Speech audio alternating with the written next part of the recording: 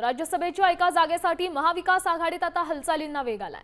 शरद पवारांना राज्यसभेची उमेदवारी दिली जाणार असल्याची माहिती सूत्रांनी दिली आहे। काँग्रेस, ठाकरे सेना आणि राष्ट्रवादी पक्षातून एकच जण राज्यसभेवर निवडून जाऊ शकतो आणि त्या जागेसाठी तिन्ही पक्ष आग्रही होते।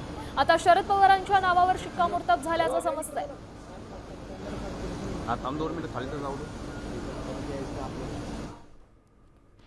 दरम्यान राज्यसभेच्या उमेदवारीबाबत संजय राऊतांनी काय प्रतिक्रिया दिली आहे पाहूया। प्रत्येक पक्ष हा आमचा उमेदवार जावा, आपला उमेदवार जावा म्हणून आपलं मत व्यक्त करतो, पण शेवटी जाणार एकच उमेदवार।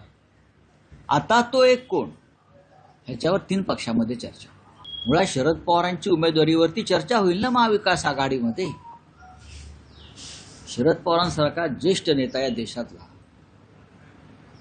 जेव्हा इच्छा व्यक्त करतो की मी अजून एक संधी घेणार आहे, तेव्हा त्याच्यावर तीन पक्षामध्ये चर्चा होईल आणि त्यानंतर आम्ही पुढे जाऊ।